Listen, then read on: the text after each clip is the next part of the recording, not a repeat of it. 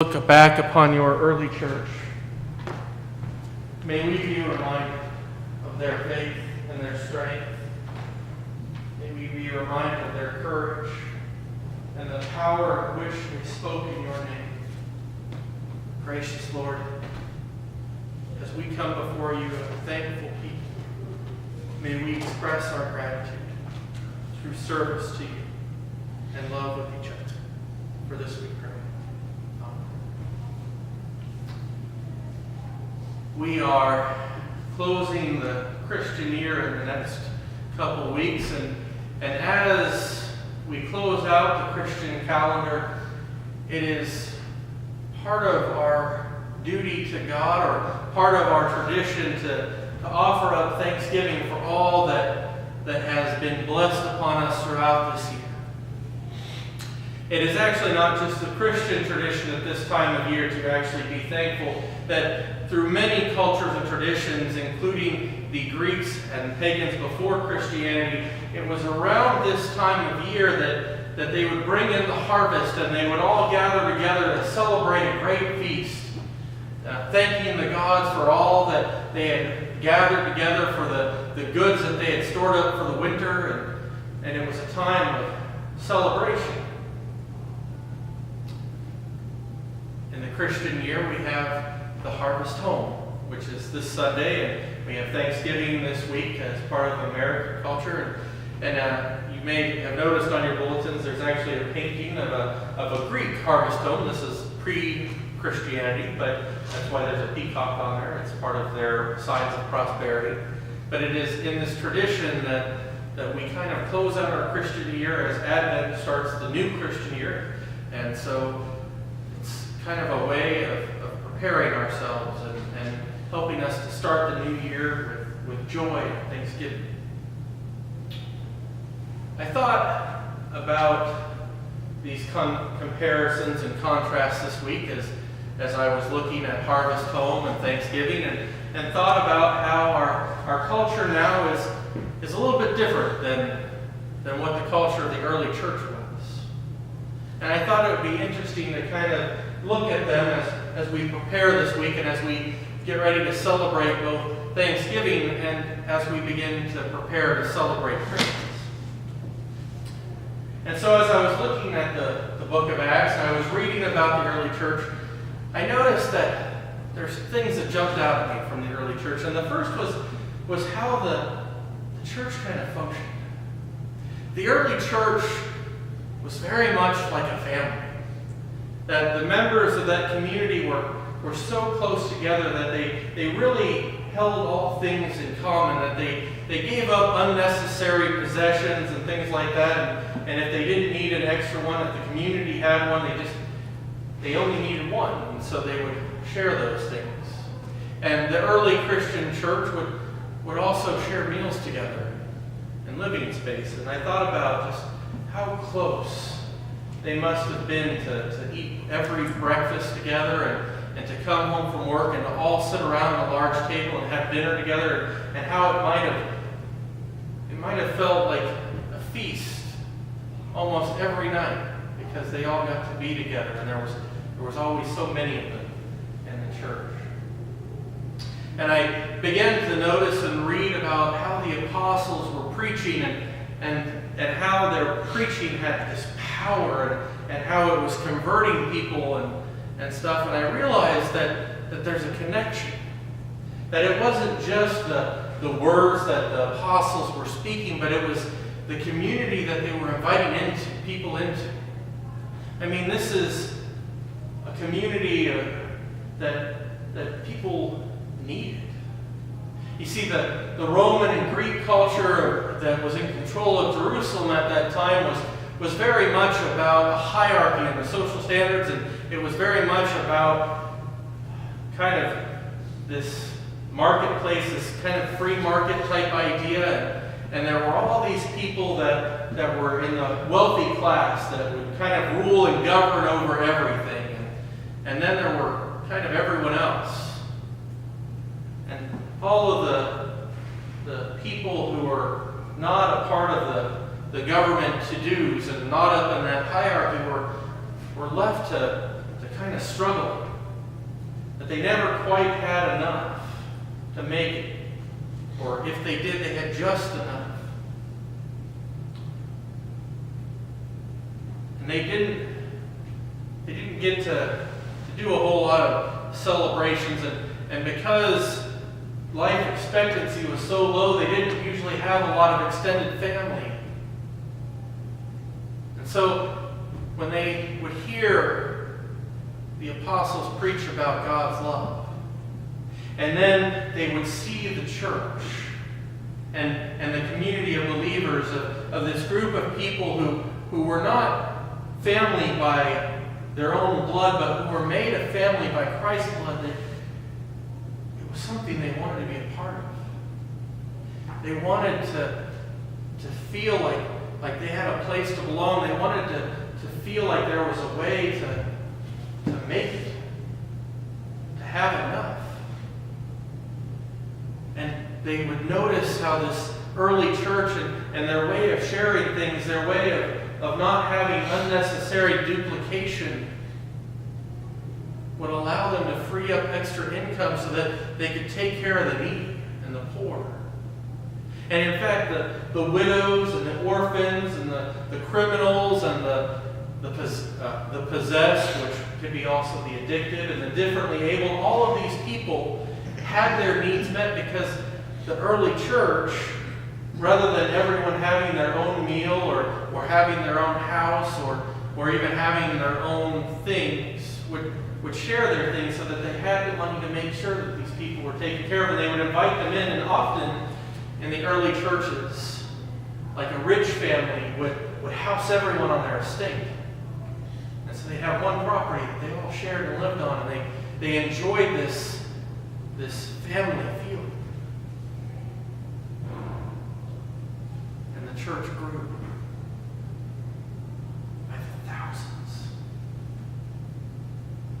And I thought about modern American culture. I actually thought about American culture in two time periods. I thought about American culture in the 1950s, or at least the way that we idolize or idealize the 1950s. And I thought about how families looked in the Leave It to Beaver era.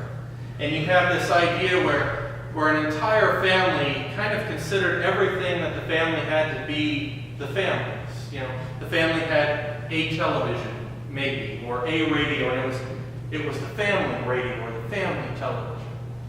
And they had a car and a house, and it was the family car and the family house. And I thought about just how much closer they were, and how a lot of the people that kind of grew up in that generation are the people that have saved and have so much retirement now because they knew what it was to kind of be thrifty.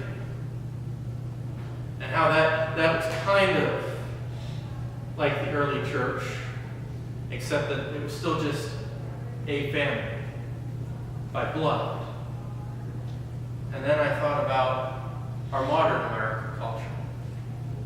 I thought about how this week as we celebrate Thanksgiving, we will probably each be in our own homes, maybe with extended family, or maybe we'll be visiting the extended family. And we will all sit around a table, and there will be this huge feast laid out, and we will talk and we will laugh, and somebody will complain that the bird is too dry, or the bird's not done enough, or somebody will complain that some dessert or side dish isn't made the way that so-and-so used to make it, even though the recipe is the exact same. And we'll probably sit around and watch TV after the meal, and it'll be nice. It'll be family. But each of us in the church will be on our own, with our own family. And then, many of us, or many of the people in a modern American culture, will celebrate the second holiday this week. And some of them will even start celebrating that on Thanksgiving Day, and they will finish that meal and they will go straight off to the store to hit those Black Friday doorbuster prices so that they can buy whatever the latest and greatest toy, and I do mean toy, because whether it's for an adult or a child, let's face it, none of the things that we're going to buy on Black Friday are necessary in our lives. They'll go out and they'll start spending all of this money. Some of them will spend money they don't even have yet. Money that they're using on credit. And they'll do all of this because that's what we do now. And instead of having a family TV or a family car anymore, everyone in the family has to have their own. You know, there has to be a TV in each kid's room, and there has to be the TV in the parents' bedroom and the TV in the living room. There has to be a video game system for every child, and if the children are old enough, each kid has to have their own car, and mom has her car, and dad has his car. And we have all of these things that are our own. And I thought about how much different that is than this early church. That somewhere between 2,000 years ago and now, we went from people being okay with sharing things, with community property, to not even being willing to share within a family, and to being so privatized and closed off. And I thought about how that looks as a church. I mean, if one of the biggest draws for people is to feel connection, to feel like they belong. And the early church, did that so well, maybe in some ways that were unhealthy, by going a little overboard and just sharing everything. But they made people feel like they belong. If they did that so well, then maybe the reason that the churches nowadays have such a hard time is that we're so individualized and privatized, and we have so much desire to each have our own that it's hard to feel that sense of love and belonging. That churches now, sometimes we're at best just acquaintances with the other people in the pews, let alone feeling like they're actually family. And I thought about how even as we preach, and how we preach the message, the gospel, and so on and so forth, that often the world sees us as hypocritical and stuff, because when we talk about Jesus' words, we very rarely live out the things that Jesus talks about. Now, what we are good at living out is the judgment from the Old Testament and from Paul. We are very good at clinging to the rules and the things of this is the right way to do things and this is the wrong way to do things, and being able to preach that out and living that out.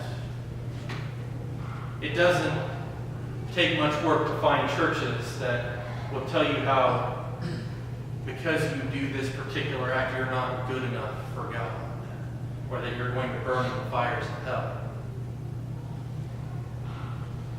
How often do we find churches that when you walk into, you feel like everyone is a brother or a sister.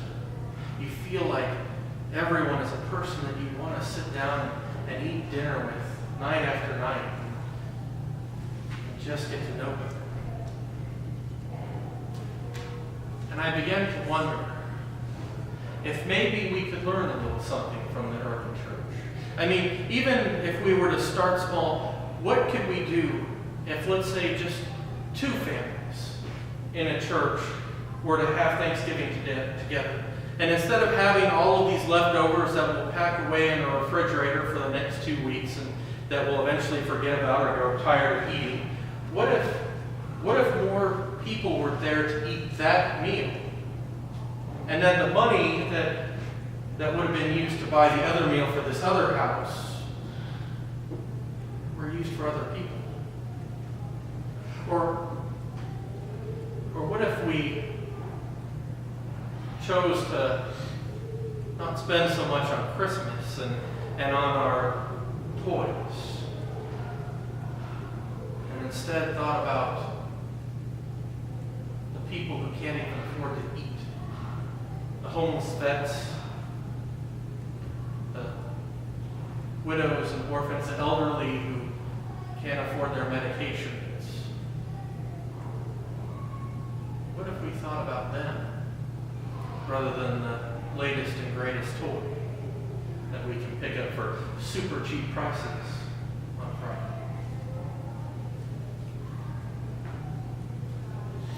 Would the world be changed if we started actually combining and sharing what we had and not seeking things on our own? Would our families be changed if we went back to even that model of the 1950s where everyone doesn't need their own, but where we learn to share things together?